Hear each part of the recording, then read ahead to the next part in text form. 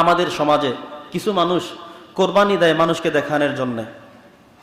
নিজে একটা ক্ষমতায় আছে, নিজে একটা বড় ব্যবসা বাণিজ্য আছে, নিজে অনেক টাকা পয়সার মালিক, নিজে এলাকার মধ্যে একটা দাপটশালী ব্যক্তি।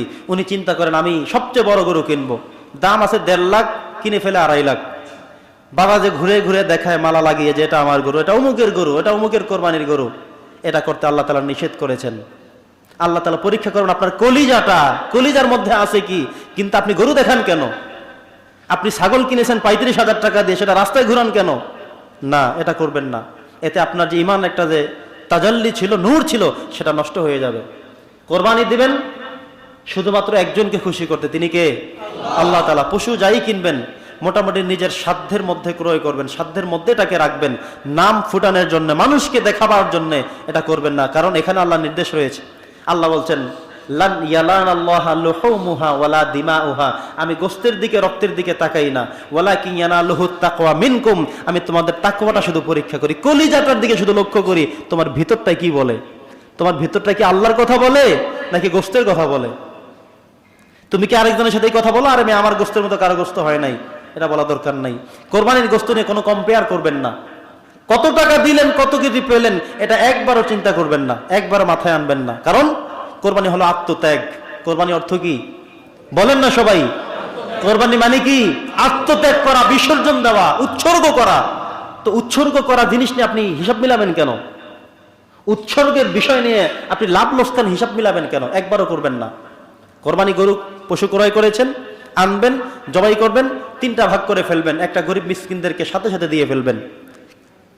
আর 2টা ভাগকে একত্র করে ভাগ করে নিতে পারবেন, অথবা 2 ভাগ থেকে 1 ভাগ আত্মীয় স্বজনের জন্য, আরেকটা ভাগ হলো শুধু আপনার জন্য। তাহলে 3 ভাগের 1 ভাগ আপনি যখন পেলেন, এখন আপনি দাম মিলালে কিভাবে দাম পাবেন? আপনি নিজেই তো উৎসর্গ করে দিয়ে আসছিলেন অনেকগুলো গোশত, নিজেই তো আপনার আত্মীয় স্বজনদেরকে দিয়ে দিয়েছিলেন কিছু, অথবা আত্মীয়দের গোশতগুলো বাড়িতে নিয়ে আসছেন যেন আপনার মেয়ে আসবে, ছেলে আসবে, সবাইকে নিয়ে খাবেন, সেজন্য তো আপনি সেটা করলেন। তাহলে আপনি ওয়েট মেপে মেপে আপনি কি হিসাব মিলালেন? বন্ধুগণ আমার, এই কাজ আমরা কেউ করব না। কেউ বলতে চাইলে তাকে বুঝিয়ে দিবেন যে ভাই, কোরবানের হিসাবটা গোশতের হিসাবের সাথে না, এটা হলো কলিজার সাথে হিসাব, এটা তাকওয়ার সাথে হিসাব। আল্লাহ বলছেন ওয়ালাকিন ইয়ানালুহুত তাকওয়া মিনকুম, আমি তোমাদের সাথে তাকওয়াটার দিকে লক্ষ্য করি। আর তার আগে বলেছিলেন গোশত রক্ত এটা আমার দেখবার বিষয় না। এই কথাটি কার? বন্ধুগণ আমার, এখানে কোরবানি দেওয়ার পরে আমরা অনেকে করি কি, কোরবানিতে মানুষ লাগিয়ে দিয়ে নিজে দাঁড়ায় থাকে, এই এমন করো, অমন করো, ছোট করো, বড় করো। চেষ্টা করতে হবে কোরবানিতে নিজে একটু অংশগ্রহণ করবেন, একটু রক্ত লাগাবেন। আপনি একটা দাও এনে, বটি এনে, চাকু এনে আপনি একটু গোশত কাটেন না, 2 টুকরাই কাটবেন, কাটেন না আপনি।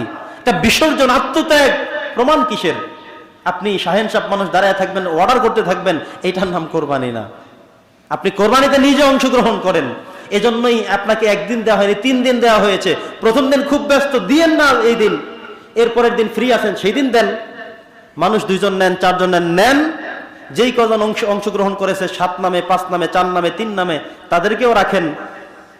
এরপরে সবাই মিলে কোটাকুটি শুরু করেন, সবাই কষ্ট করেন, রক্ত লাগান। তাহলে এটার মধ্যে বরকত দিবেন কে? আপনি যে পরীক্ষা অংশগ্রহণ করছেন, ওই যে যারা মাঠে খেলতে নামে, খেলতে নামলে বল পায়ে লাগান লাগবে না? একটু কাদামাটি লাগতে হবে না? কথা বলে না। একটু ঘাম জড়াতে হবে না? দৌড় দিতে হবে না? এখন আপনি পরীক্ষা দিতে আইসা পাশে দাঁড়ায় রইলেন। আর মানুষ দিয়ে, টাকা দিয়ে সব কাজ হয় না, কিছু জিনিস নিজেও বিসর্জন করতে হয়। আপনি নিজেও কোটাকুটি করবেন। আর গোশতের ক্ষেত্রে 3টা কথা বললাম।